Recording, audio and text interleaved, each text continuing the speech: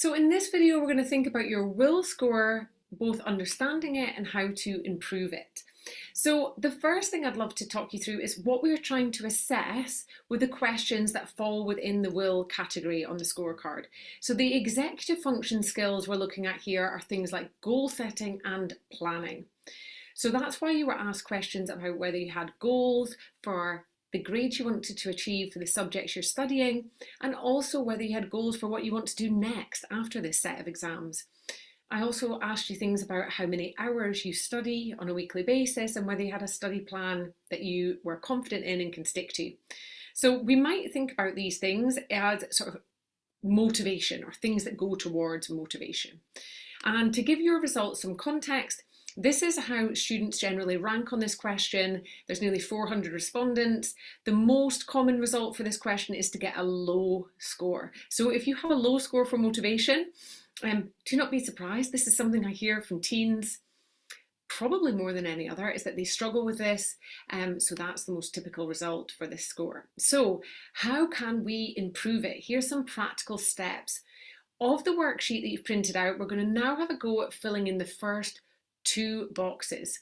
So in that first box, academic goals, I'd love you to think about now and list the subjects you're studying and what would make you proud in terms of the grade you'd like to achieve.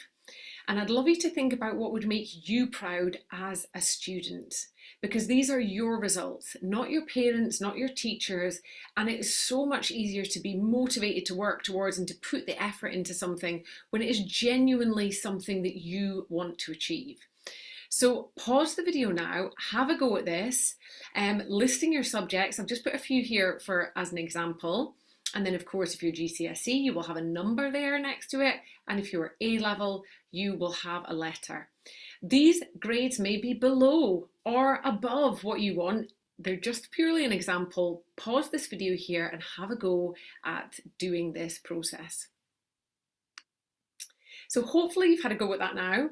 And now we'll move on to box 2. Why do you want to achieve them? And I'd love you to again think about what is the reason that is going to make you put the effort in to get behind and do the work necessary to achieve these grades, because it's not all going to be easy. So what are going to be the whys that are going to really make you invest in these goals? And I'd love you to ideally think of at least two things. One is, where will these grades take you? What doors will they open? So where will it help you to get to? And then the second thing I'd love you to think about is, how is it going to make you feel? When you do this, how is it going to make you feel? So pause the video here, have a go at doing this, and then we'll move on to our second set of videos, which is thinking about skills.